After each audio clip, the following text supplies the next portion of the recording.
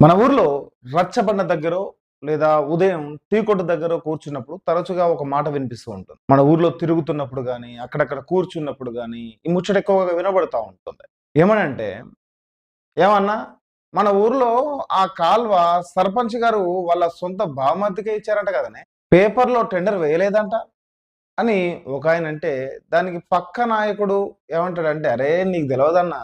అది 5,00,000 లోపని. దానికి టెండర్ అక్కర్లేదు. అది నామినేషన్ వరకు. నామినేషన్ అంటే సర్పంచ్‌కి ఎవరికి నచ్చితే వాళ్ళకి. ఎంత రేటుకి నచ్చితే అంత రేటుకి ఇచ్చుకోవచ్చు. చట్టం సర్పంచ్‌కి ఆ పవర్ ఇచ్చిందనా? ఇది తెలవకపోతే ఏంది ఈ చిన్న విషయాలు" అని చాలా కాన్ఫిడెన్స్‌గా దబాయిస్తా ఉంటాడు. ఇది ఒక ఒక ఊర్లో కాదు. ఇది ఒక ఊరు సమస్య కూడా కాదు. తెలంగాణలోని వేలాది గ్రామాల్లో అమాయక ప్రజలను మభ్యపెట్టడానికి నాయకులు చెబుతున్న అతిపెద్ద అబద్ధం ఇదే. అదే నామినేషన్ పద్ధతి. అసలు నామినేషన్ పద్ధతి అంటే ఏంటి? ప్రజాధనాన్ని ఎవరికి పడితే వాళ్ళకి దోచిపెట్టడమేనా నామినేషన్ పద్ధతి? సర్పంచ్‌కి నిజంగానే అంత పవర్ ఉందా? ఒకవేళ లేకపోతే మన కళ్ళ ముందే జరుగుతున్న ఈ పనుల దందాని పక్కా చట్టబద్ధంగా ఎలా అడ్డుకోవాలో ఈరోజు ఈ వీడియోలో మీకు వివరిస్తాను. దానికన్నా ముందుగా మిత్రులారా, ఇంకా మన ఛానల్‌ని మీరు సబ్స్క్రైబ్ చేయకపోతే వెంటనే మన ఛానల్‌ని సబ్స్క్రైబ్ చేసి, లైక్ చేసి, కామెంట్ చేసి, షేర్ కూడా చేయండి. ఇప్పుడు ఈ విషయాన్ని మన తెలంగాణ పంచాయతీరాజ్ చట్టంలోని సెక్షన్ 52(2)కే ఒక కఠినమైన రూల్ పెట్టింది. పంచాయతీలో ఏ పని జరిగినా, ఏ వస్తువు కొన్నా సరే అది ప్రభుత్వ నియమాలు, విధానాల ప్రకారమే జరగాలి. అంతే తప్ప ఎవరో ఒకరి ఇష్టారాజ్యంగా జరగడానికి వీల్లేదు. సాధారణంగా ప్రభుత్వం ఒక రూల్ పెట్టింది. అదేంటంటే 5,00,000 రూపాయల లోపు ఉన్న పనులకు పేపర్‌లో యాడ్ ఇచ్చి టెండర్‌లు పిలవాల్సిన అవసరం లేదు. ఎవరినైనా నేరుగా అంటే ఎవరికైనా నేరుగా అప్పగించొచ్చు. దీన్నే మనం నామినేషన్ పద్ధతి అంటారు. ఎందుకంటే చిన్న చిన్న పనుల కోసం టెండర్‌లు పిలుస్తూ కూర్చుంటే నెలల తరబడి సమయం అక్కడనే వృధా అయిపోతది. ఈ చిన్న వెసులుబాటు అందుకే ఇచ్చారు. కానీ ఇక్కడనే సర్పంచులు నా ఇష్టం వచ్చిన వాళ్ళకి పని ఇచ్చుకోవచ్చు అని భావిస్తా ఉంటారు. కానీ చట్టంలో ఎక్కడ అట్లా రాయలే. మనం చట్టం గురించే మాట్లాడుకుంటున్నాం కాబట్టి. ఎందుకంటే ఇక్కడ మన భారత రాజ్యాంగం ఏం చెబుతుందో కూడా తెలుసుకోవాలి. రాజ్యాంగంలోని ఆర్టికల్ 14 మనకు సమానత్వ హక్కుని ఇచ్చింది. ప్రభుత్వ ధనాన్ని ఖర్చు చేసేటప్పుడు ప్రభుత్వం అంటే మన గ్రామ పంచాయతీ కూడా ఒక ప్రభుత్వమే కాబట్టి చాలా పారదర్శకంగా వ్యవహరించాలి. ఒక తీర్పు ఉంది. సుప్రీంకోర్టులో Ramana Dayaram Shetty versus international airport authority అని 1979లో అనుకుంటాను ఒక కేసు ఉండే. ఈ కేసులో చారిత్రాత్మక తీర్పిచ్చింది సుప్రీంకోర్టు. ప్రభుత్వ కాంట్రాక్టులు ఇచ్చేటప్పుడు రాజ్యాంగబద్ధంగా, హేతుబద్ధంగా వ్యవహరించాలి. పక్షపాతం చూపించి ఇష్టం వచ్చినట్లు తమ వాళ్లకు కట్టబెట్టడానికి వీల్లేదు అని అత్యున్నత న్యాయస్థానం స్పష్టం చేసింది ఈ కేసు.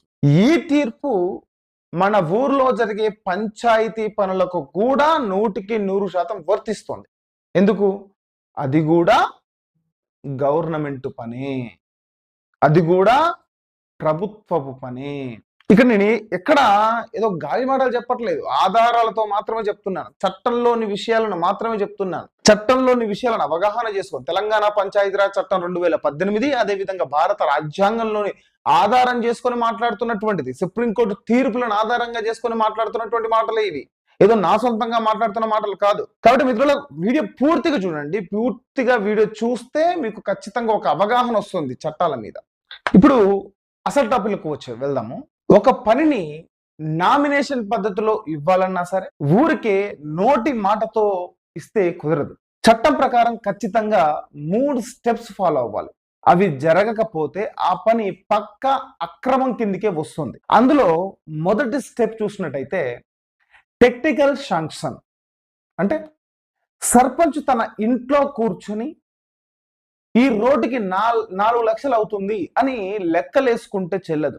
మండలంలో ఉండే అసిస్టెంట్ ఇంజనీర్ అంటే ఏఈ మీ ఊరికి రావాలి, కొలతలు తీసుకోవాలి, ఎంత సిమెంట్ పడుతుంది, కూలీల ఖర్చు ఎంత, అని పక్కాగా లెక్కబెట్టి ఒక ఇంజనీరింగ్ ఎస్టిమేట్ ఇవ్వాలి. దీన్నే టెక్నికల్ శాంక్షన్ అంటారనమాట. ఇది మొదటి స్టెప్. ఇక రెండో స్టెప్ అడ్మినిస్ట్రేషన్ శాంక్షన్. అంటే ఇంజనీరు లెక్క ఇచ్చాక పని ఎవరికి ఇవ్వాలో సర్పంచ్ ఒక్కడే డిసైడ్ చేయలేడు.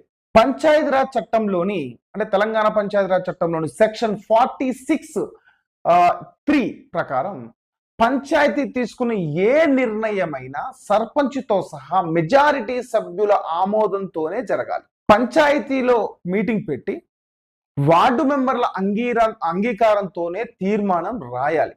అంతేగాని సర్పంచ్ ఇష్టం వచ్చినట్టు రాయడానికి లేదు. ఇది రెండవ స్టెప్. ఇక మూడో స్టెప్ వచ్చినట్టయితే ఎంబుక్. పని పూర్తయ్యాక ఆ ఏఈ మళ్ళీ ఊరికి రావాలి. క్వాలిటీ చెక్ చేసి అసలు ఎన్ని మీటర్ల పని జరిగిందో కొలత తీసి మేజర్మెంట్ బుక్ లో పక్కాగా నమోదు చేయాలి. అంటే ఎం బుక్ లో రాయాలి. ఆ తర్వాత కాంట్రాక్టర్ కి డబ్బులు ఇవ్వాలి. ఇది ఈ 3 స్టెప్స్ యొక్క పద్ధతులు. ఇది జరగాలి ప్రతి గ్రామంలో. మరి ఇది జరుగుతుందా అంటే చాలా చోట్ల జరగట్లేదు. అయితే ఒక చోట చదివాను, పర్ఫెక్ట్ గా నాకు గుర్తులేదు, కానీ తెలంగాణలోనే ఒక గ్రామ పంచాయతీలో జరిగిన వాస్తవ సంఘటన ఇది. నాకు ఓరో చెప్తే తెలిసింది. ఒక గ్రామంలో ఒక వీధిలో ముందే మంచి సీసీ రోడ్డు ఉంది, కానీ ఆ రోడ్డు మీద ఏర్పడిన చిన్న చిన్న గుంతలు ఉంటాయి కదా, సీసీ రోడ్డు మీద చిన్న చిన్న గుంతలు పడతాయి కదా. వీళ్ళు ఏం చేసిరంటే ఆ గుంతల్లో కొద్దిగా సిమెంట్ పోసి కొత్తగా 4 లక్షల రూపాయలతో రోడ్డు వేశామని చెప్పి నామినేషన్ కింద సర్పంచ్ గారు తన బినామీ పేరు మీద బిల్లు పెట్టిండు. అసలు పనే జరగకుండా పంచాయతీ అకౌంట్ నుంచి డబ్బులే మాయం అయిపోయాయి. ఇక్కడ సిండికేట్ ఎలా జరిగిందో జాగ్రత్తగా వినండి మిత్రులారా, జాగ్రత్తగా వినాలి. మీరు క్వశ్చన్ చేయాలంటే ఇలాంటి వినాలి. సర్పంచ్ మరియు పంచాయతీ కార్యదర్శి ఇద్దరు కుమ్మక్కయ్యారు. వార్డు మెంబర్లకు కనీస సమాచారం కూడా ఇవ్వకుండా దొంగచాటుగా రిజిస్టర్లో ఒక తీర్మానాన్ని రాసేసారు. అసిస్టెంట్ ఇంజనీరు అసలు ఊరికే రాకుండానే పాత రోడ్డు ఫోటోలతోనే కొత్తవిగా చూపిస్తూ ఆఫీసులో కూర్చొని టెక్నికల్ శాంక్షన్ ఇచ్చేశారు ఏఈ గారు. పని జరిగిపోయిన తర్వాత ఎంబుక్ లో మాత్రం అద్భుతంగా ఆ పని జరిగినట్లు తప్పుడు కొలతలు కూడా రాసేసింది. రాలే, ఆయన గ్రామానికి కూడా రాలే. గ్రామానికి రాకుండా పని జరిగిపోయింది. ఇక్కడ చట్టం ఏం చెబుతోంది మరి అంటే సెక్షన్ 43(5) రోమన్ నెంబర్ 10 ప్రకారం ప్రతి రాబడి మరియు ప్రతి ఖర్చును పక్కాగా అకౌంట్ పుస్తకాల్లో నమోదు చేయాల్సిన బాధ్యత పంచాయతీ కార్యదర్శిది.